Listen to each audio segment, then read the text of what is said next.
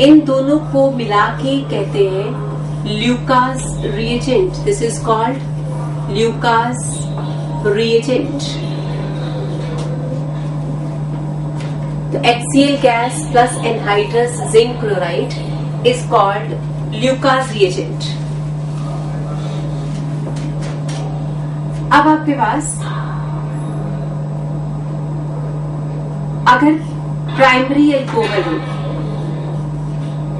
या फिर secondary alcohol और it can be tertiary alcohol, अगर हमारे पास ये तीनों अल्कोहल्स हो तो हम कहेंगे तीनों में अगर हम ल्यूकास रिएजेंट डाल दें, HCl gas plus anhydrous zinc chloride, that is Lucas reagent, तो ये मिल जाएगा RCl. सेकेंडरी अल्कोहल में आपको सेकेंडरी कार्बन के ऊपर क्या नजर आएगा? Cl. It will be secondary alcohol to secondary alkyl halide. अगर टर्शरी होता तो you will get tertiary alkyl halide.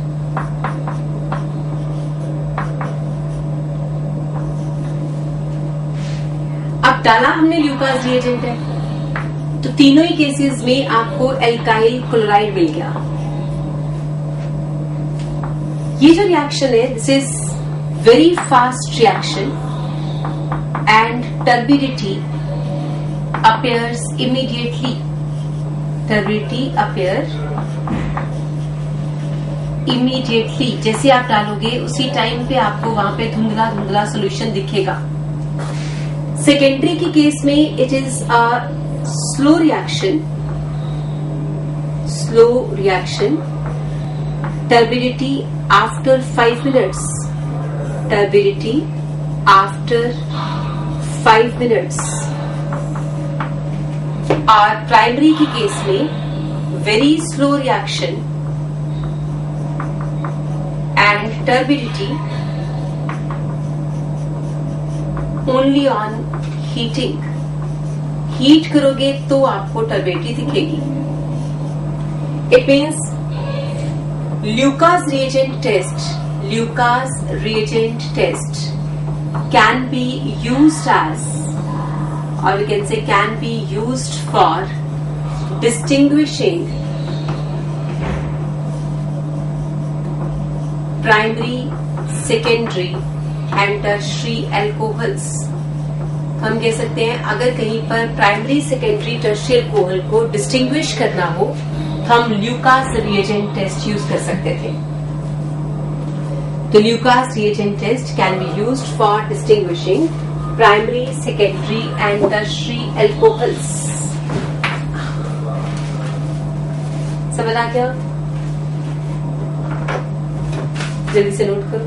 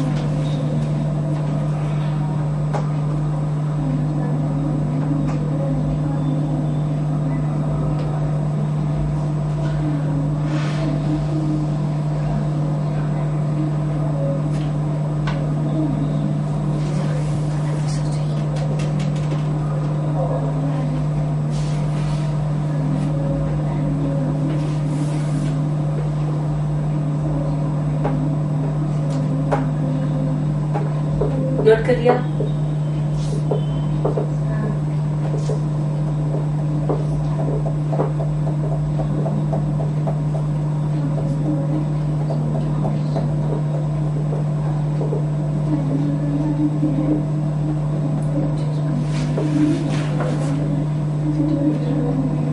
Write down. Tertiary alcohols can react with tertiary alcohols can react with tertiary alcohols can react with concentrated HCl even in the absence of zinc chloride. Tertiary alcohols can react with concentrated HCl even in the absence of zinc chloride.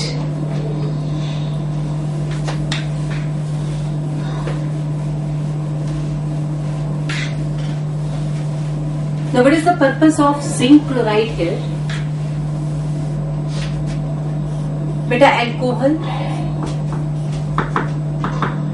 Plus H positive Cl negative और हमने add किया हुआ है zinc chloride.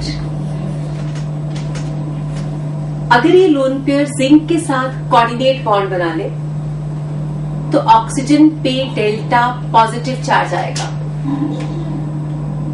ठीक है, जैसे ये bond बनेगा Cl negative will be attracted towards this positive charge in a faster manner।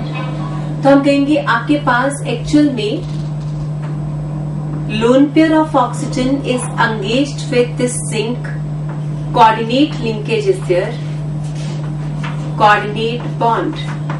जैसे ये coordinate bond बनेगा ये bond इसकी तरफ शिफ्ट होना शुरू हो जाएगा।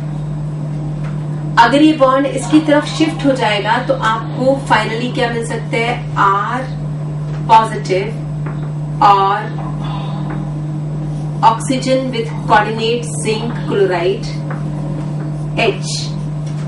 तो ऑक्सीजन ज्यादा इलेक्ट्रोनेगेटिव हो जाएगा।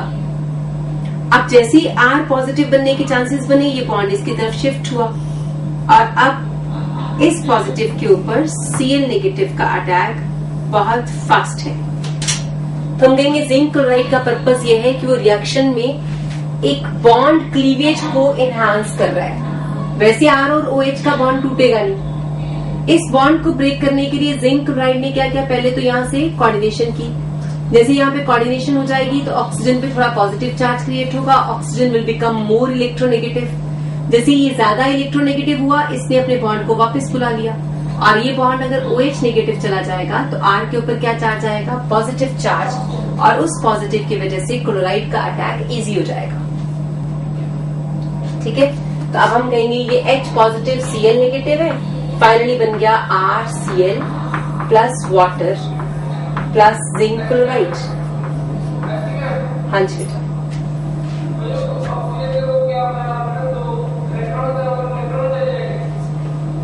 ऑक्सीजन अपने 2 इलेक्ट्रॉन जिंक के साथ कोऑर्डिनेट कर रहा है, coordinate bond with zinc.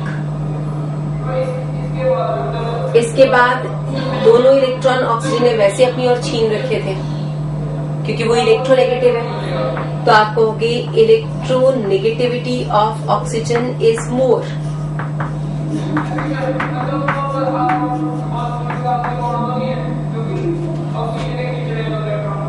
Oxygen ने ये इलेक्ट्रॉन अपनी ओर खींच रखे हैं ना, तो धीरे से छीन के ही ले जाएगा, बाहर ही चला जाएगा लेके। जब वो लेके चला जाएगा तो Cl को तो वहां अटैक करना ही पड़ेगा। ठीक है, तो जिंक क्लोराइड का पर्पस समझ आ गया। पर्पस ऑफ जिंक क्लोराइड वहां पे क्या है, तो purpose of anhydrous zinc chloride. Anhydrous भी समझ आना चाहिए क्योंकि अगर हाइड्रेटेड होता तो अल्कोहल से बेटर डोनर उसके पास पड़ा होता, वाटर उसकी चारों तरफ होता। अगर वाटर होता तो अल्कोहल से क्यों कोऑर्डिनेट बनाएगा, फिर तो वाटर से बना लेगा। ठीक है, इसलिए आपको एनहाइड्रस जिंक क्लोराइड चाहिए था।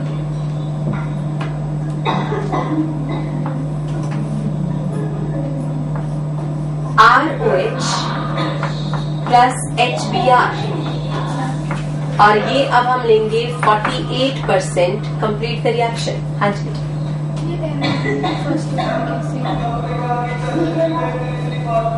पहले कोऑर्डिनेट बॉन्ड, ये बॉन्ड इसकी तरफ खींच रहे हैं, पूरा शिफ्ट हो जाएगा। अभी तो ये बॉन्डिंग इधर क्या हुई है, चला पहले बात बनाओ, यहाँ बनाओ। अब वहाँ आपने ब्रेक नहीं। हाँ जी बेटा बोलो।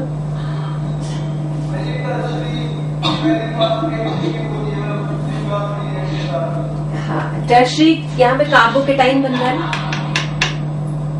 तो कौन सा कार्बोकेटाइन स्टेबल होता है, टर्शरी। यहाँ पे जैसे अपने 48 concentrated gaseous state है HCl gas। तो ये बन जाएगा RBr प्लस वाटर। ठीक है, तो रिएक्शन विद हैलोजन एसिड्स ये खत्म हो गया, टॉपिक समझ आ गया। नेक्स्ट हमारे पास है ROH प्लस फॉस्फोरस हैलाइड्स। अगला मेथड हमारे पास है, हम अल्कोहल में फॉस्फोरस हैलाइड्स डालना चाहते हैं। फॉस्फोरस हैलाइड्स होते हैं PCl3, PCl5, PBr3, PBr5, PI3, PI5। ये नहीं होता, ये भी नहीं होता, ये भी नहीं होता, ये भी नहीं होता। इसका मतलब जब हमें PBr3 और PCl5 जैसा कंपाउंड लिखना हो तो हम लिखेंगे phosphorus in presence of bromine. यहां पे लिखेंगे phosphorus in presence of iodine. PBr3 आप नहीं लिख के आओगे, PBr5 नहीं लिख के आओगे, आप लिख के आ सकते हो phosphorus in presence of bromine and iodine.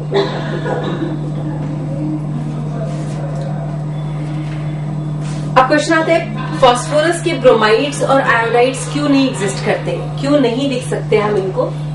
तो फॉस्फोरस की ब्रोमाइड और आयोडाइड्स इसलिए नहीं लिख सकते क्योंकि bromine and iodine are weak oxidizing agents. तो हम देंगे bromine and iodine are weak oxidizing agents therefore cannot oxidize phosphorus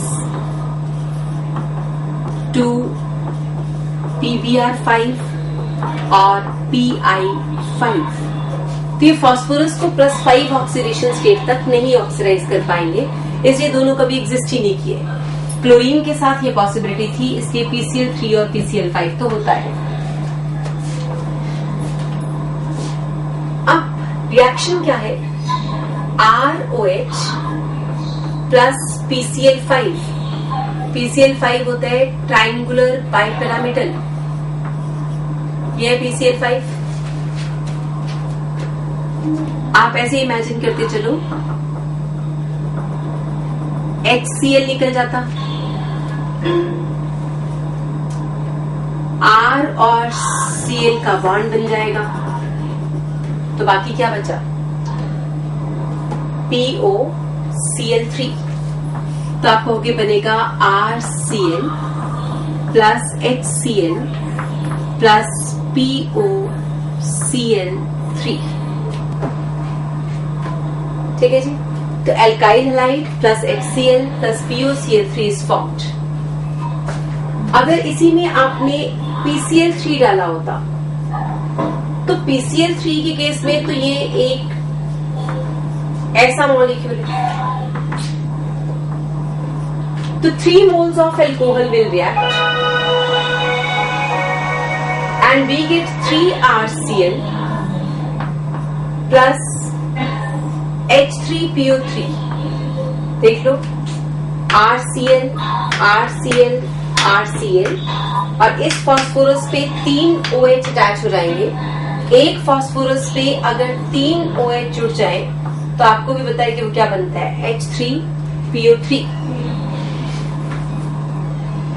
यानी ROH plus PCl3 we get H3PO3 और RCl plus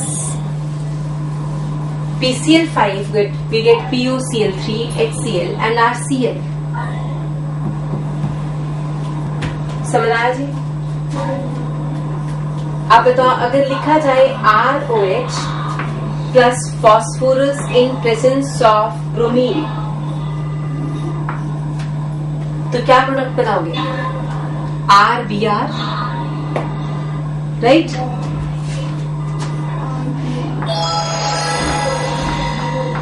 plus H3PO3।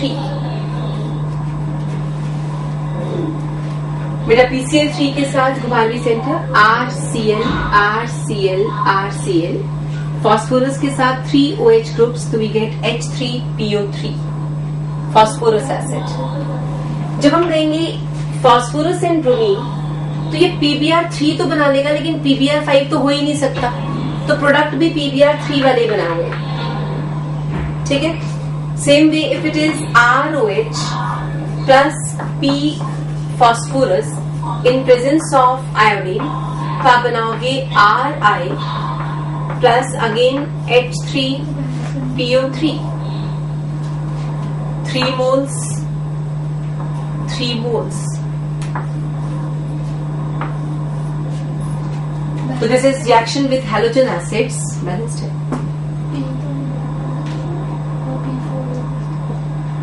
Phosphorus जो है वो P4 होता ही P4 है, 1/4 कर दो। ऑर्गेनिक केमिस्ट्री में बैलेंसिंग नहीं कर सकते ना, क्योंकि मिक्सचर ऑफ प्रोडक्ट्स बन रहे होते हैं। यहाँ पे आपको लग रहा है कि हम बैलेंस कर रहे हैं, एक्चुअल में मान लो CH4 प्लस Cl2 लिखे, तो CH3Cl CH2 Cl2 CH3, तो फिर कैसे बैलेंस करोगे? तो ऑर्गेनिक में balancing is not a big issue. उसका रीजन होता है क्योंकि हमें पता है कि मिक्सचर ऑफ प्रोडक्ट्स बनने वाले होते हैं। तीनों के तीनों मैथड समझ आ गए, ये दोनों कंसेप्ट समझ आ गए, PCl3 PCl5 PI3 PBr3, how will get the answer? कोई डाउट तो नहीं है किसी का बेटा? Next is reaction with thionyl chloride. Next is C part, reaction with SOCl2. This process is called Darjan's process. आप जो हम प्रोसेस करने जा रहे हैं, that is called Darjan's process. Darjan's process is ROH plus SOCl2. We get RCl plus SO2 plus HCl. जब हम SOCl2 डालते हैं thionyl chloride, तो बोलते हैं thionyl chloride। बेटा जब thionyl chloride ऐड किया तो आपके दो प्रोडक्ट गैसियस थे, तो प्योर RCl बनेगा, क्योंकि दोनों गैसियस प्रोडक्ट तो उड़ जाएंगे, तो you will get pure RCl, no other product is formed, only RCl is the product. तो आप होगे ओनली प्रोडक्ट लेफ्ट, तो RCl होगा। इसलिए ये मेथड बहुत इंपॉर्टेंट माना जाता है। This method is treated as a good method because बाकी के प्रोडक्ट सारे क्या है? गैसियस, और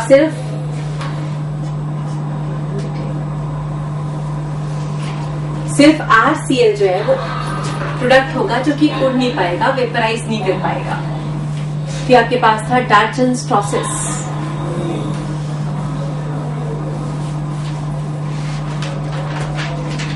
D part is alcohol plus NaBr plus sulfuric acid. Alcohol plus sodium bromide and sulfuric acid. We get RBr plus sodium bisulfite plus water. Sodium bisulfate plus water, RBr plus NaHSO4 plus H2O. The alcohol can be converted to bromide by using NaBr and sulfuric acid. That is reaction with salts. हम ये कह सकते हैं कि हम ले रहे हैं reaction with salts. ऐसी आपके पास अगर हम Ki डाल दें तो हमें फॉस्फोरिक एसिड डालना पड़ेगा 98% के अराउंड, तो हमारे पास बनेगा Ri plus water plus KH2PO4।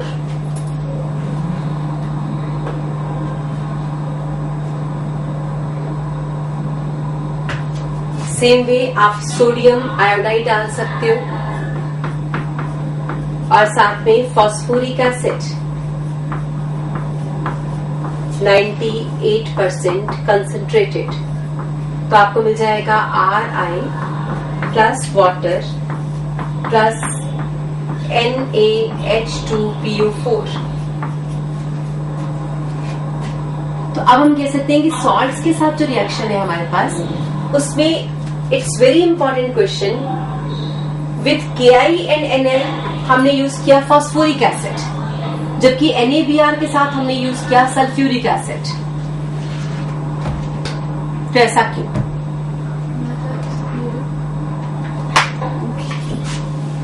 कोई हिंट?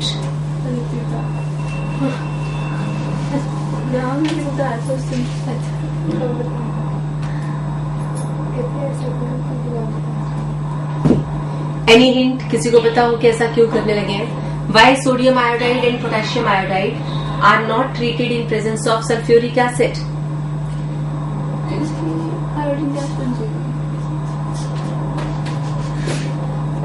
तो बेटा sodium iodide and potassium iodide, अगर हम इसमें सल्फ्यूरिक एसिड डालेंगे तो सल्फ्यूरिक एसिड जो है that is going to react with this iodide. ये वहां पे आयोडाइड की कर देगा ऑक्सीडेशन और खुद की कर लेगा रिडक्शन।